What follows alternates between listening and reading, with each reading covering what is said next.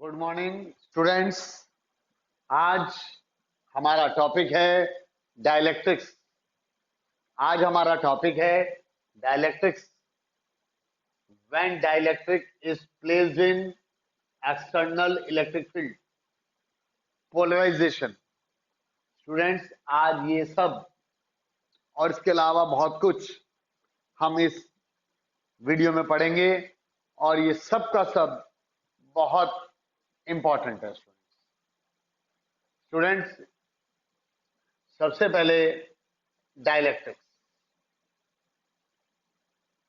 Dielectrics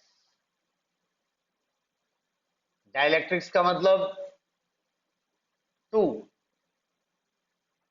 die का मतलब to और इलेक्ट्रिकल्स का मतलब electrical property.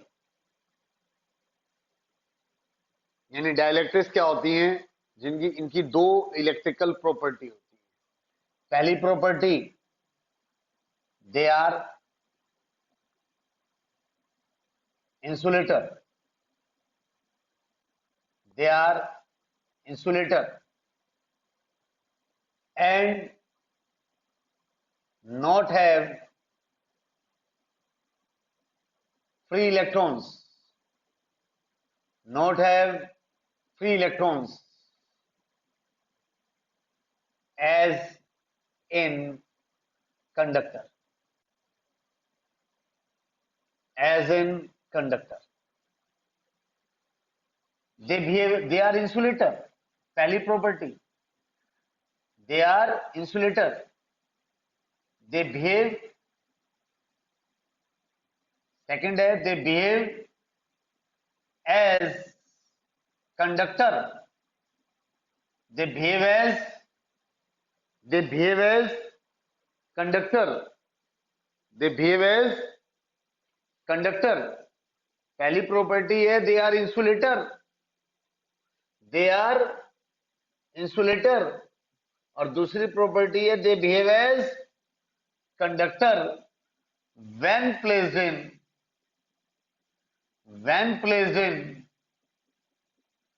External electric field. When placed in external electric field. Students, dielectrics, इनकी दो इलेक्ट्रिकल प्रॉपर्टी होती हैं। दे आर इंसुलेटर पहली प्रॉपर्टी, दूसरी property they behave as conductor. Dielectrics does not have free electrons. Does not have free electrons. Dielectrics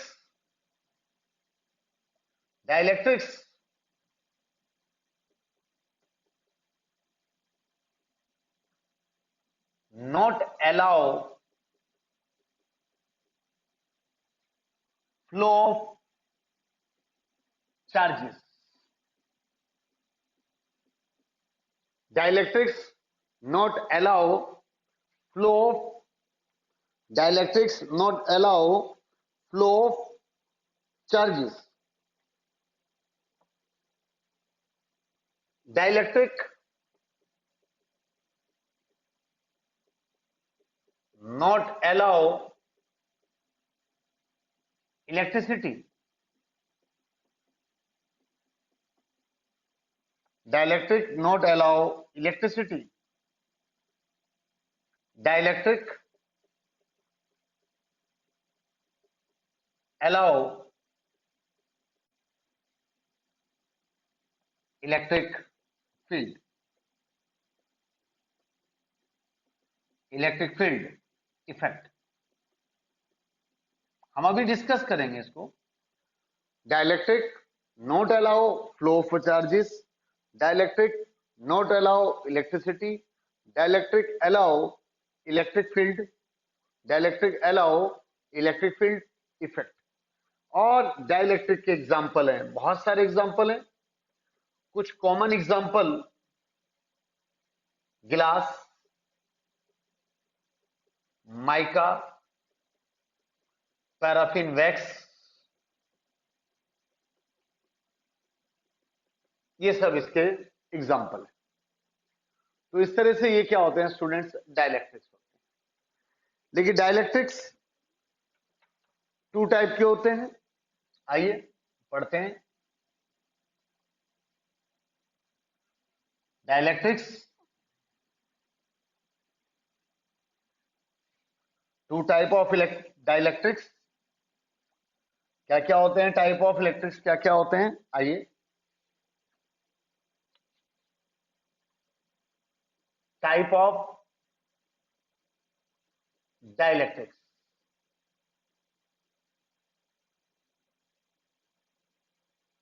ये लीजिए। पहला polar molecule,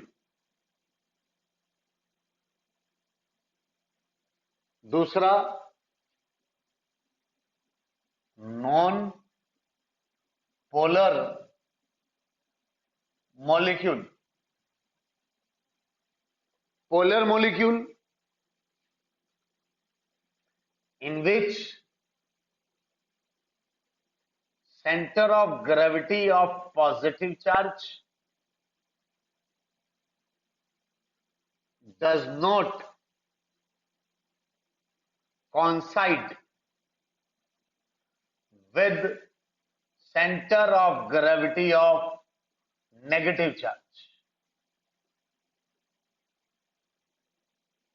यानी अगर ये मेरे पास कोई पोलर मॉलिक्यूल है तो उसका centre of gravity of positive charge और centre of gravity of positive charge, centre of gravity of negative charge आपस में कोइंसाइड नहीं करते। ये आपस में थोड़े से डिस्टेंस पर होते हैं और इनके अंदर dipole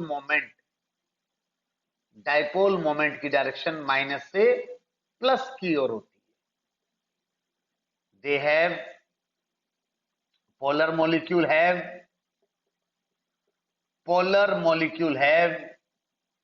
dipole moment. Polar molecule have dipole moment, यानी पोलर मॉलिक्यूल की डाइपोल मोमेंट जीरो नहीं होती। मेरी बात समझ गए स्टूडेंट्स? इसके एग्जाम्पल हैं HCl, NaCl, NH3, H2। ये सब पोलर मॉलिक्यूल के एग्जाम्पल हैं। जैसे HCl है तो इसके अंदर डाइपोल मोमेंट की डायरेक्शन माइनस से प्लस। NaCl है, इसमें डाइपोल मोमेंट की डायरेक्शन माइनस से प्लस। मेरी बात समझ गए? यानी इसके अंदर जो centre of gravity of positive charge and centre of gravity of negative charge does not coincide. ऐसे इसमें centre of gravity of positive charge and centre of gravity of negative charge does not coincide. Dipole moment होती है, dipole moment दोनों में हो, polar molecule में होती है और उसकी डायरेक्शन माइनस से प्लस। लेकिन नॉन पोलर मॉलिक्यूल क्या होते हैं? In non polar molecule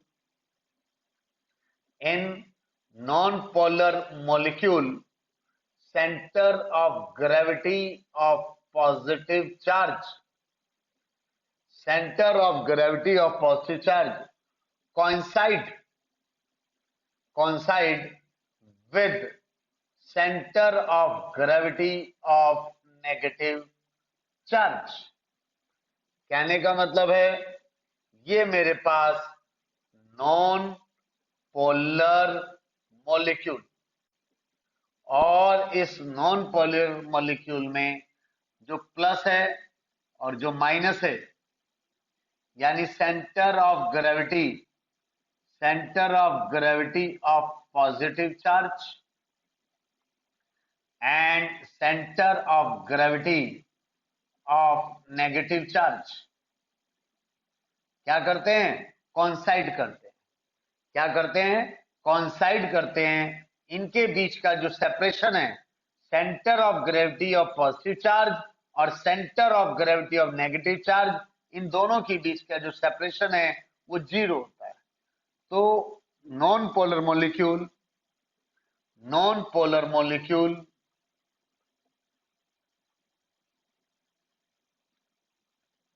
have dipole moment is equal to 0।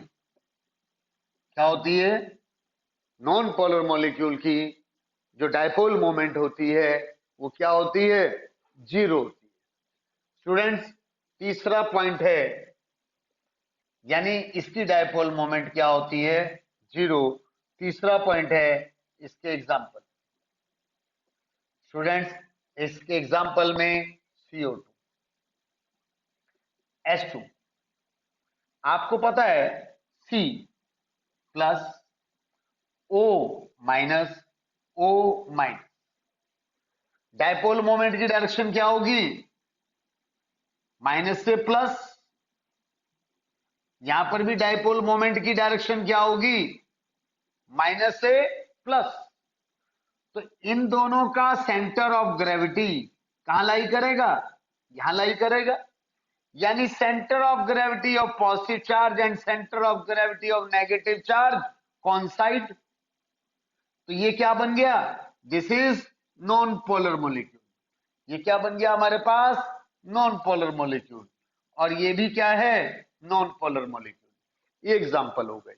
तो स्टूडेंट्स, कंक्लूजन ये आया कि पोलर मॉलिक्यूल का नेट डाइपोल मोमेंट 0 नहीं होता, जबकि नॉन पोलर मॉलिक्यूल का डाइपोल मोमेंट 0 होता है। अब स्टूडेंट्स, जब मैंने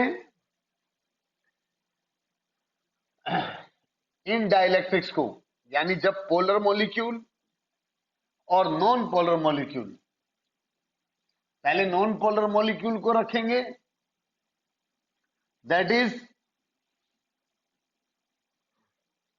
when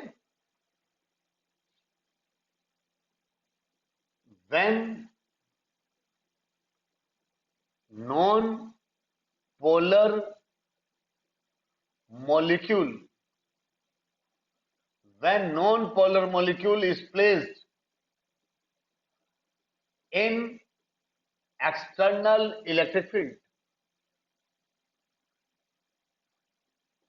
यानी इसके अंदर हम पढ़ेंगे concept of polarization. Concept of polarization. Students, ये हमें पता है कि जो नॉन पोलर मॉलिक्यूल होते हैं, जो हमारे पास नॉन पोलर मॉलिक्यूल होते हैं, in the absence of electric field, center of gravity of positive charge and center of gravity of negative charge coincide करते हैं और इनका डाइपोल मोमेंट 0 होता है। इनका डाइपोल मोमेंट 0 होता है। लेकिन in the presence of electric field, in the presence of electric field,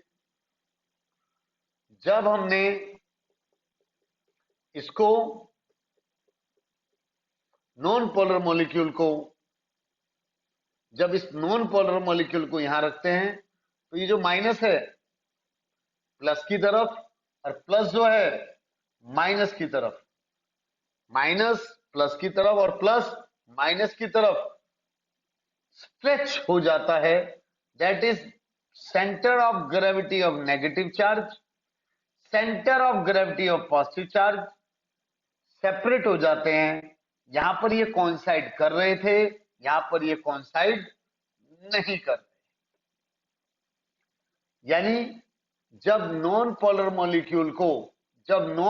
molecule को एक्सटर्नल इलेक्ट्रिक फील्ड में रख दिया तो नॉन पोलर मॉलिक्यूल क्या बन गया? पोलर बन गया। This phenomena is called polarisation. This phenomena is called polarisation. Students, पहला पॉइंट, व्हेन non-polar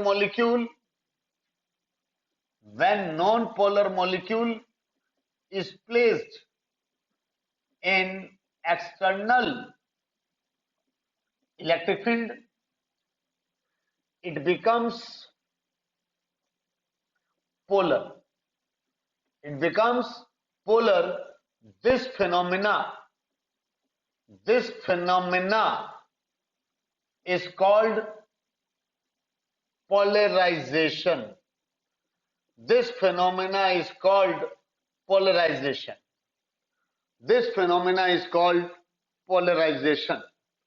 यानी यहां पर non polar molecule in the absence of electric field, dipole moment क्या है? 0। लेकिन जब इस नॉन पोलर मॉलिक्यूल को एक्सटर्नल इलेक्ट्रिक फील्ड में रख दिया, अब इसकी डाइपोल मोमेंट 0 नहीं। नॉन पोलर मॉलिक्यूल क्या बन गया? पोलर बन गया। यहां पर डाइपोल मोमेंट 0 है, लेकिन in the presence of external electric field अब डाइपोल मोमेंट 0 नहीं है। तो dipole moment developed is called induced dipole moment. Dipole moment developed is called induced dipole moment. तीसरा induced dipole moment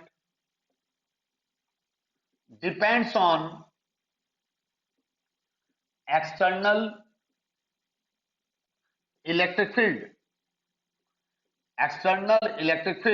applied. That is, induced dipole moment P is directly proportional to external electric field. या P is equal to alpha epsilon naught E naught. This P is called induced dipole moment. Alpha, atomic polarizability in epsilon naught, absolute permittivity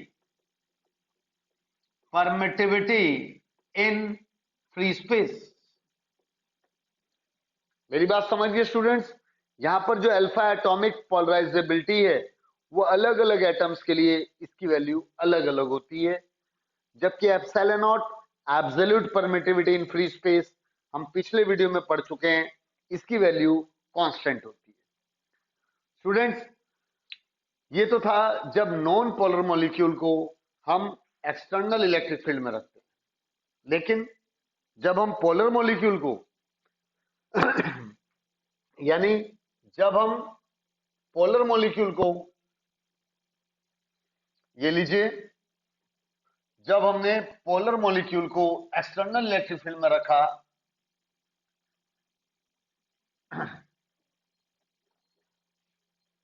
ये लीजिए,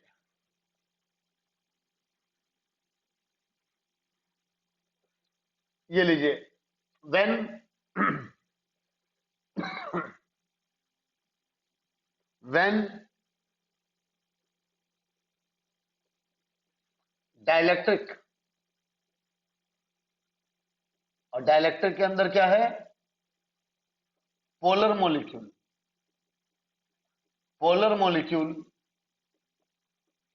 is placed in external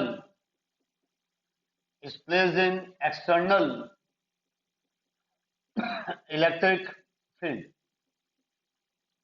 when dielectric या कह लो polar molecule is placed in external electric field. Students, in the absence of external electric field, ये लीजिए, ये मेरे पास एक डाइलेक्ट्रिक, ये क्या है हमारे पास, डाइलेक्ट्रिक, और इसके अंदर मेरे पास non polar molecule randomly oriented है। ये हमारे पास क्या है, polar molecule. Polar molecule minus plus minus plus minus plus minus plus, यानी इसमें centre of gravity of negative charge और centre of gravity of positive charge separated by small distance. इसकी डाइपोल मोमेंट ये रही, इसकी डाइपोल मोमेंट की direction minus से plus, इसकी डाइपोल मोमेंट की डायरेक्शन माइनस से प्लस, और इसकी भी डाइपोल मोमेंट की डायरेक्शन माइनस से plus. That is in the absence of external electric field, polar molecules are randomly oriented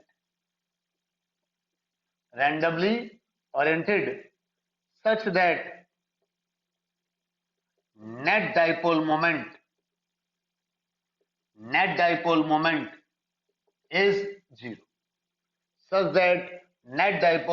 is zero, आप देख लें यहां पर P इधर ऐसे है, P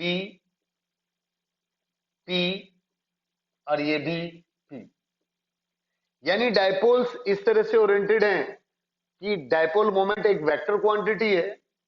डाइपोल मोमेंट क्या है, वेक्टर क्वांटिटी है, और ये सारे के सारे सेम ऑर्डर में।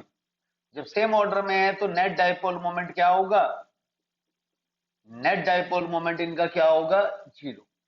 हर एक मॉलिक्यूल का अपना डाइपोल मोमेंट तो है, that is each polar molecule have net dipole, each polar molecule have dipole moment, each polar molecule have dipole moment, but net dipole moment of dielectric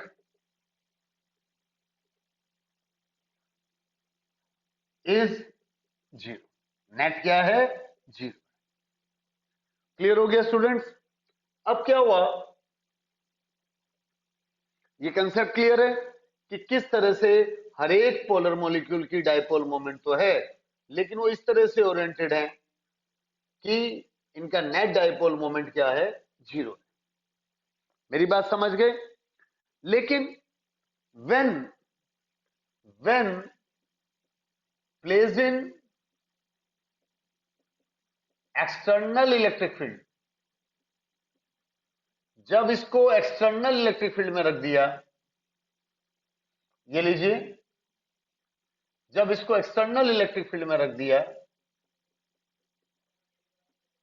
ये हमने कहां रख दिया, एक्सटर्नल इलेक्ट्रिक फील्ड में रख दिया, तो क्या होगा, वो जो डाइपोल, ये जब इसको हमने एक्सटर्नल इलेक्ट्रिक फील्ड में रखा, तो ये जो हमारे जो मॉलिक्यूल्स हैं, जितने भी इसके अंदर मॉलिक्यूल्स हैं, पोलर मॉलिक्यूल्स इस तरह से ओरिएंटेड हो जाएंगे माइनस प्लस की तरफ, और ये वाला एक्सट्रीम प्लस माइनस की तरफ। क्यों? That is when placed in external electric field, each polar molecule each polar molecule when placed in external electric field, each polar molecule experience torque. Torque कैसे? Torque is equal to PE sine theta. Torque is equal to PE sine theta. Students, जैसे यहां minus था, ये plus, हम ये black वाले को minus ले लेते हैं और इसको प्लस, तो क्या होगा? इसके ऊपर टॉर्क लगेगा और ये इस तरह से ये आ गया. यहां पर ये रहा माइनस, यहां पर है प्लस, यहां पर है, तो ये ऐसे ये आ गया. तो कहने का मतलब है इसके ऊपर क्या वर्क करेगा? टॉर्क वर्क करेगा. और इस पोलर मॉलिक्यूल के ऊपर, इस पोलर मॉलिक्यूल के ऊपर रोटेशनल इफेक्ट प्रोड्यूस होगा. हमने पिछली यूनिट में भी पढ़ा है, जब किसी डाइपोल को एक्सटर्नल इलेक्ट्रिक फील्ड में रखते हैं तो उस पर एक टॉर्क वर्क करता है. Torque is equal to PE sine theta. और इस टॉर्क की वजह से ये सारे जो पोलर मॉलिक्यूल हैं रोटेट होकर इस तरह से एडजस्ट हो जाएंगे. स्टूडेंट्स, अब इस केस के अंदर क्या होगा? दूसरा point, internal positive charge. Internal positive charge, ये जो इंटरनल पॉजिटिव चार्ज है और ये इंटरनल नेगेटिव चार्ज है, एक दूसरे के इफेक्ट को न्यूट्रलाइज कर देंगे, एक दूसरे के इफेक्ट को कैंसिल कर देंगे. यानी internal positive charge and internal negative charge cancel the effect of each other, cancel the effect of each other. लेकिन जो आउटर नेगेटिव चार्ज है, ये एक्सटर्नल, ये क्या है? External negative charge, external negative charge and external positive charge. External negative charge आप देख लें, ये एक्सटर्नल नेगेटिव चार्ज है और ये एक्सटर्नल पॉजिटिव चार्ज है. External negative charge and external positive charge, external negative charge and external positive charge, external negative charge and external positive charge. मैं यहां लिख देता हूं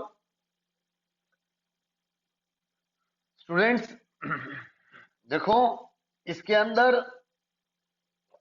ये जो एक्सटर्नल, तीसरा पॉइंट यहां लिख देता हूं, ये जो एक्सटर्नल नेगेटिव चार्ज है, ये एक्सटर्नल पॉजिटिव चार्ज है, इनकी वजह से इसके अंदर एक इलेक्ट्रिक फील्ड डेवलप हो जाती है जिसको कहते हैं इंटरनल इलेक्ट्रिक फील्ड. हम इसको क्या कह सकते हैं? Internal electric field. तो स्टूडेंट्स देखिए, तीसरा point, external negative charge and external positive charge. External negative charge and external positive charge. ये external negative charge और ये external positive charge develop electric field. develop electric field. कौन सी electric field है? ये internal electric field. और इस case में चौथा पॉइंट, अब नेट इलेक्ट्रिक फील्ड हमारे पास क्या हो जाती है? EO minus EI. External electric field minus internal electric field, यानी डिक्रीज हो जाती है. क्या हो जाएगी? डिक्रीज हो जाएगी. पांचवा point, net potential. Net potential dielectric के अंदर, इस डाइलेक्ट्रिक के अंदर net potential V is equal to क्या होता है? ईडी. ये हमारे पास ई ईडी. अब E डिक्रीज हो रहा है तो V भी क्या हो जाता है, डिक्रीज हो जाता है। छठा पॉइंट स्टूडेंट्स, एक टर्म अगले चैप्टर में अगले टॉपिक में पढ़ेंगे, capacitance. Capacitance C is equal to होता है Q अपॉन V। अब स्टूडेंट्स जब V डिक्रीज हो रहा है, जब V डिक्रीज हो रहा है तो C क्या होता है, C क्या होगा, इंक्रीज।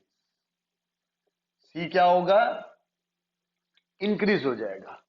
जब V डिक्रीज हो रहा है तो C क्या हो जाएगा, इंक्रीज हो जाएगा।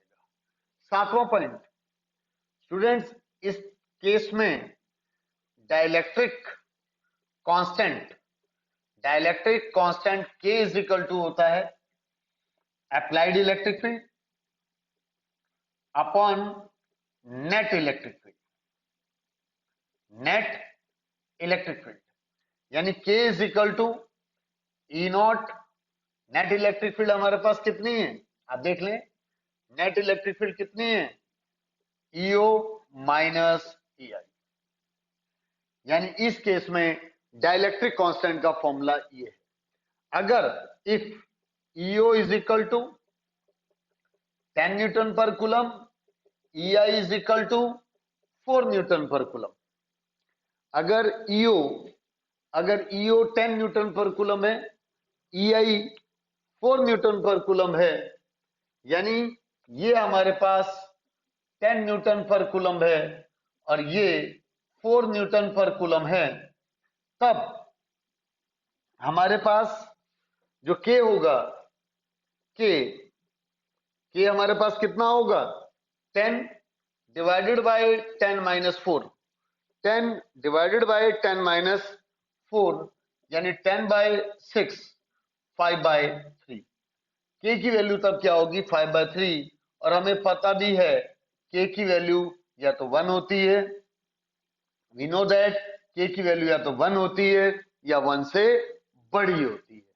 तो स्टूडेंट्स इस तरह से हमने पढ़ा कि किस प्रकार से पोलर मॉलिक्यूल और नॉन पोलर मॉलिक्यूल, हमने पढ़ा पोलर मॉलिक्यूल और नॉन पोलर मॉलिक्यूल को जब हम इलेक्ट्रिक फील्ड में रखते हैं तो उसका बिहेवियर किस तरह से होता है, और क्या क्या कंसेप्ट्स हैं जो कि एक एक नंबर में बोर्ड एग्जाम में बहुत ज्यादा आते हैं, वेरी इंपॉर्टेंट है। तो स्टूडेंट्स इसी को आगे कंटिन्यू करेंगे नेक्स्ट वीडियो में, तो मेरे वीडियो के टच में रहें। Thank you students, thank you very much.